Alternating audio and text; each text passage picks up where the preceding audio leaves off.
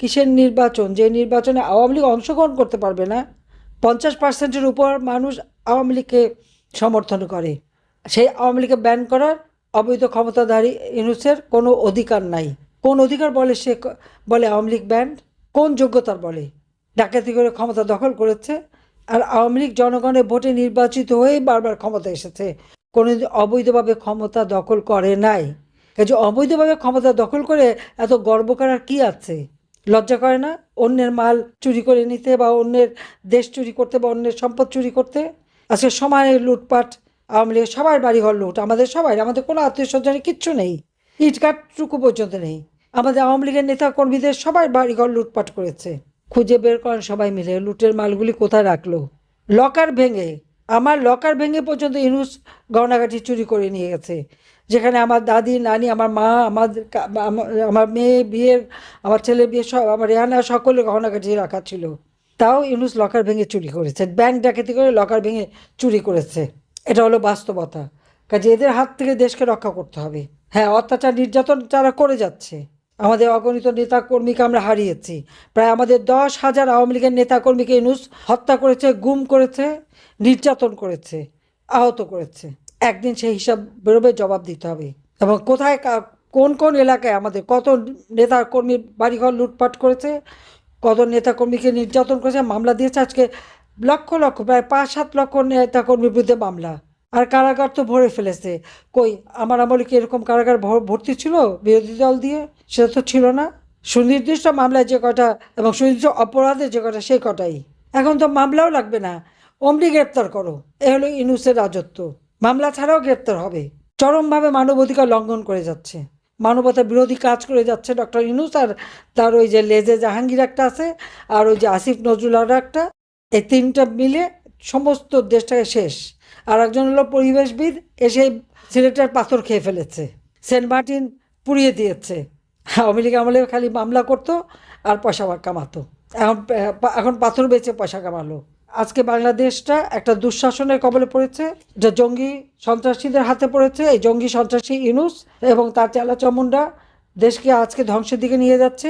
এই দেশকে রক্ষা করতে হবে সকলকে ঐক্যবদ্ধ হয়ে। সব কিছু ভুলে যে সবাই এক হয়ে দাঁড়াতে হবে, রুখে দাঁড়াতে হবে। আর যেখানে নৌকা নাই, আওয়ামী লীগ ইলেকশন করতে পারবে না। আওয়ামী লীগের ভোটাররা কেন যাবে ভোট দিতে? অনেক জায়গায় হামলা দেওয়া হচ্ছে, হুমকি দেওয়া হচ্ছে। কেন? ভোট দেওয়া তার স্বাধীনতা, মানুষের ইচ্ছা। সে ভোট কাকে দেবে না দেবে সেটা তার স্বাধীনতা। কিন্তু এখন তো ভোট আগেই হয়ে গেছে, রেজাল্ট আগেই হয়ে যাচ্ছে। এটা হলো বাস্তবতা। হ্যাঁ না ভোটের হ্যাঁ আগেই হয়ে যাচ্ছে। তো এটা কোন ধরনের মানে উন্নতিটা করলো, আমার প্রশ্ন। অন্ধকার কেটে যাবে, নতুন সূর্য উদিত হবে। জয় বাংলা, জয় বঙ্গবন্ধু, বাংলাদেশ চিরজীবী হোক। আওয়ামী লীগ নির্বাচন করতে পারবে না। আওয়ামী লীগের অপরাধটা কি? আওয়ামী লীগের দোষারোপ করা হয় না আমরা নাকি ভোট কারচুপি করেছি, দিনের ভোট রাতে দিয়েছি, ইত্যাদি ইত্যাদি। তা আমি একটা প্রশ্ন জিজ্ঞাসা করি, আজকে কি হ্যাঁ না ভোট হবে, গণভোট?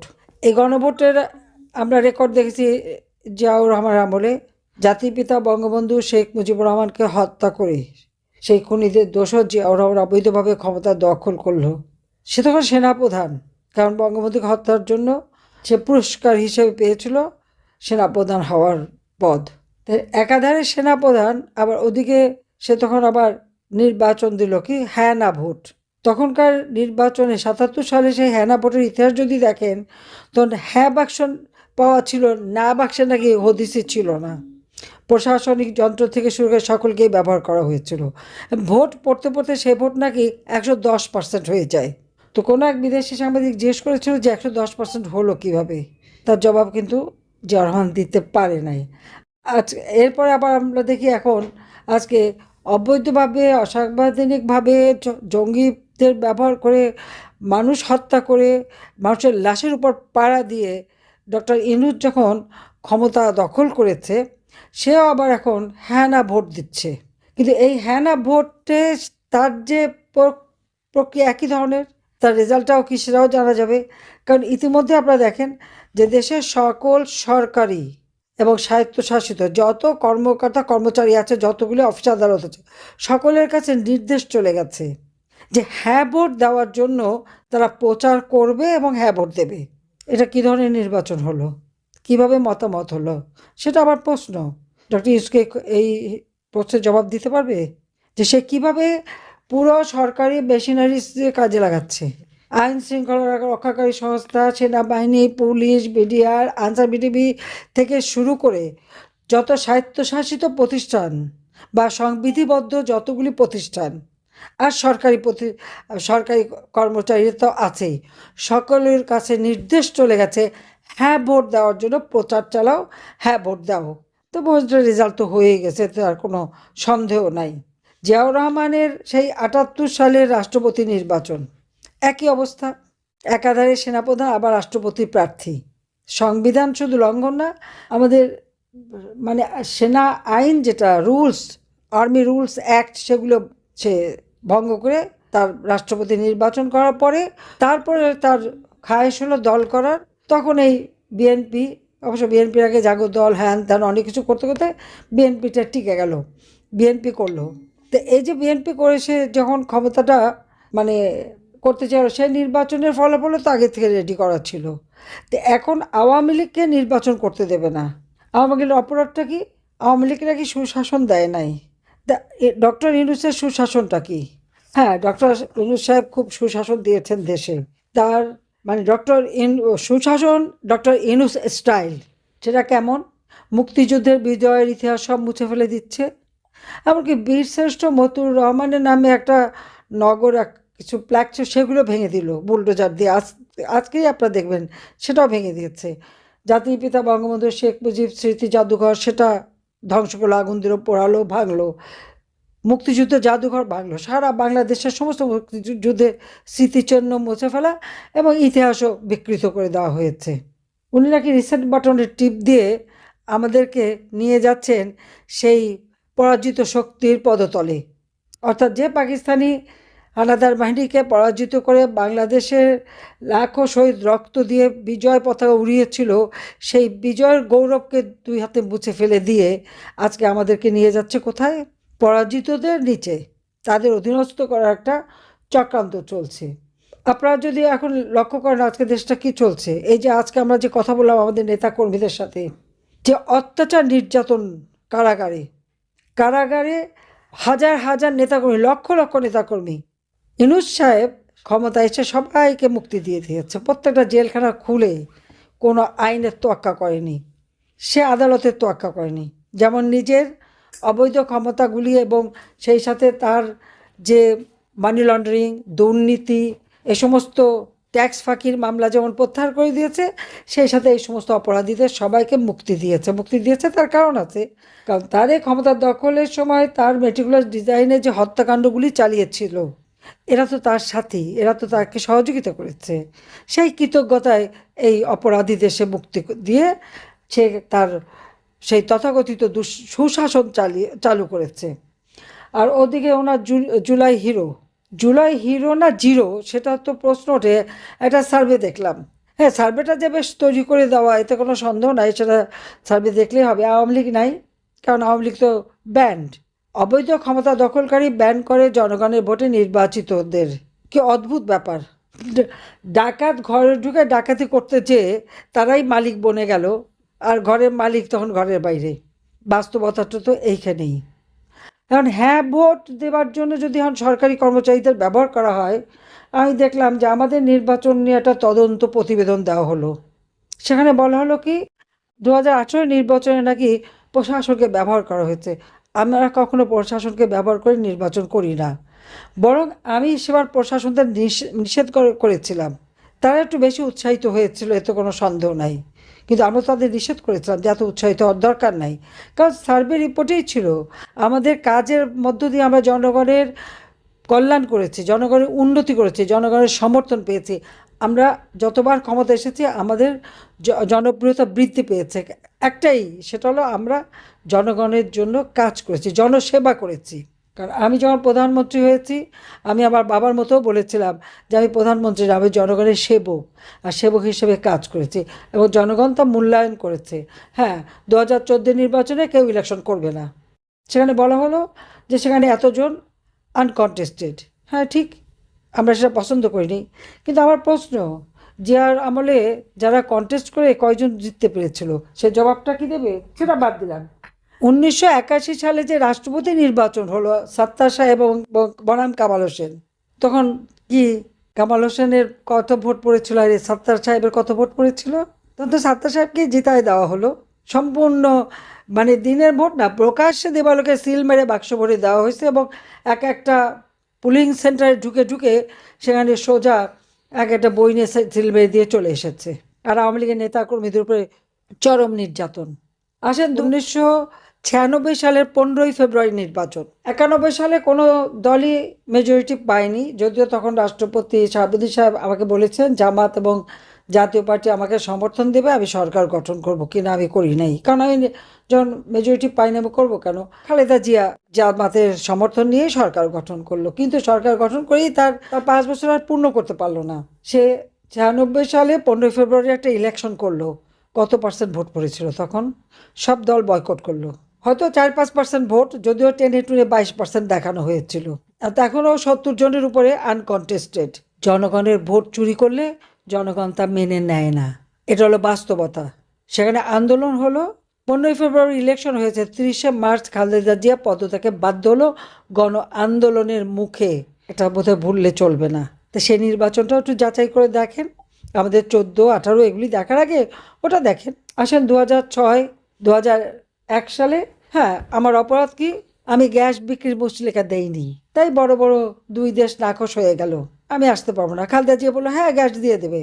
আমি বলেছিলাম গ্যাস নাই তো দেবো কোত্থেকে? আমি এখন যদি জিজ্ঞাসা করি আমাদের এই বন্ধুপ্রতিম দেশ ভারত এবং আমেরিকা, খালেদা জিয়া কি গ্যাস দিতে পেরেছিল? পারেনি। কারণ আমি তো বলছিলাম আমি সত্যি কথা বলেছি, যেটা আমার অপরাধ ছিল, যে আমার গ্যাসটা আমি দিতে পারবো না। হ্যাঁ, আমার গ্যাস যদি থাকে আমি দেশের মানুষের চাহিদা পূরণ করব, 50 বছরের রিজার্ভ থাকবো, অতিরিক্ত হলে আমি বিক্রি করবো, আমি মানুষকে বঞ্চিত করতে পারবো না। সত্যি কথা বলাটা একটা বড় অপরাধ হয়ে যায়। মিথ্যা বলতে পারলে মানুষ খুব খুশি হয়, যেমন ইউনূস মিথ্যা বলে বলে সারা বিশ্বে তার একটা ভাবমূর্তি গড়ে তুলেছে। এখন তো আস্তে আস্তে ধরা পড়ছে কত বড় মিথ্যাবাদী। হ্যাঁ, আমরা আসতে পারলাম না ক্ষমতায়। খালেদা জিয়া তত্ত্বাবধায়ক সরকারের সিস্টেমটা আমাদেরই দাবি ছিল, আমরা এনেছিলাম, সেটাকে এসে নষ্ট করলো। 1,23,00,000 ভুয়া ভোটার দিয়ে ভোটার লিস্ট করলো।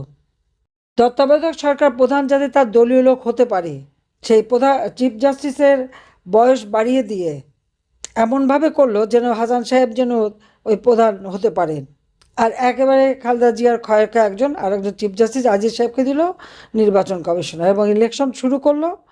ইলেকশন যখন শুরু করলো তার রেজাল্টটা কি?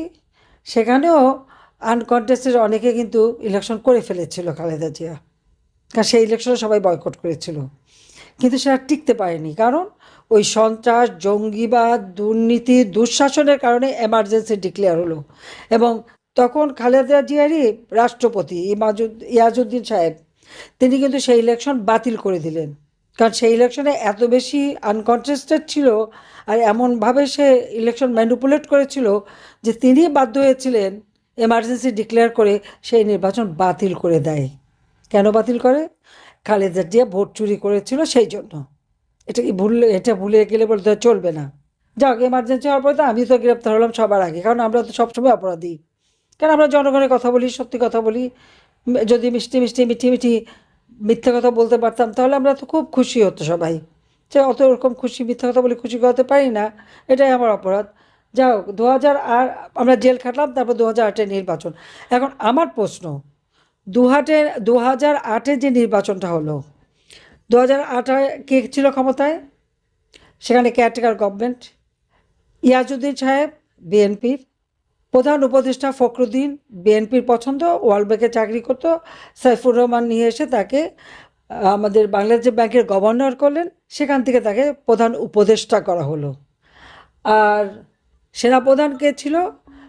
9 জন জেনারেল ডিঙিয়ে খালেদা জিয়ার ভাই সাইদ ইস্কিন্দারের বন্ধু জেনারেল মঈনকে সেনাপ্রধান করা হলো। এখন দেখেন পুরো সিস্টেমটাই খালেদা জিয়ার সমর্থে। সেখানে 8 নির্বাচনটা হলো। এই নির্বাচনে কেউ কিন্তু কোনো কিছু বলতে পারছে না, কিন্তু নির্বাচনের ফলাফলটা কী ছিল? আওয়ামী লীগ, আমরা মহাজোট করেছিলাম, আমরা আমাদের প্রায় 50-60 সিট আমরা দিয়েছিলাম আমাদের জোটকে। সেখানে কয়েকটা সিট সবগুলি টিকলো না। 259 আসনে আওয়ামী লীগ নির্বাচন করে আর 41টা আসন আমরা দিয়ে দিই আমাদের শরিকদের, তারা ছিল, যার যার সিম্বল নিয়ে ইলেকশন করেছে। আর বিএনপির নেতৃত্বে 20 দলীয় ঐক্যজোট 300 সিটে ইলেকশন করলো। রেজাল্টটা কি? আওয়ামী লীগ এককভাবে 230টা আসন পেল, আর উপনির্বাচন আরও 3টা। আর বিএনপির নেতৃত্বে 20 দলীয় ঐক্যজোট পেল 29টা সিট, আর উপনির্বাচন 1টি সিট। ভোটের পার্সেন্টেজ বিএনপির 32%, আর আওয়ামী লীগ পেল 48%-এর উপরে। এই যে 48% উপরে যে আমরা ভোট পেয়ে 233টা সিটে সরকার গঠন করলাম, তা আমরা এমন কোনো অপকর্ম করি নাই যে আমাদের ভোট কমবে। আমরা বিদ্যুৎ উৎপাদন বৃদ্ধি করেছি, খাদ্য নিরাপত্তা নিশ্চিত করেছি, চিকিৎসা সেবার ব্যবস্থা করেছি, শিক্ষার ব্যবস্থা করেছি, রাস্তাঘাট, পুল, ব্রিজ, অবকাঠামোগত উন্নয়ন করেছি, ঘরে ঘরে বিদ্যুৎ দিয়েছি, বাংলাদেশকে আমরা উন্নয়নশীল দেশে উন্নীত করেছি।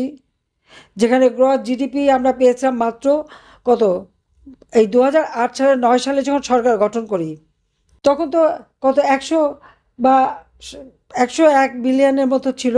আমরা তো দক্ষতার সাথে দেশ চালিয়েছি, জনগণই আমাদের ভোট দিয়েছে, আর সেই ভোটে বারবার আমরা নির্বাচিত হয়ে এসেছি। এখন সেই ভোট নিয়ে যত প্রশ্নই তুলতে চান, কিন্তু প্রকৃতপক্ষে জনগণ তো আমাদের ভোট দিয়েছে। আজকে আমাদের নির্বাচন করতে দেওয়া হচ্ছে না কেন? তার কারণ আমার বিরুদ্ধে যত রকমের বদনাম, আমাকে খুনি বানিয়েছে, আমাকে কি বলে দুর্নীতিবাজ বানিয়েছে, আমার পরিবারকে বানিয়েছে, আমরা তো বারবার পরীক্ষা দিচ্ছি। কাজে সবাই ভালো থাকেন, সুস্থ থাকেন, ইনশাল্লাহ জনতার জয় হবেই। অন্ধকার কেটে যাবে, নতুন সূর্য উদিত হবে। জয় বাংলা, জয় বঙ্গবন্ধু, বাংলাদেশ চিরজীবী হোক।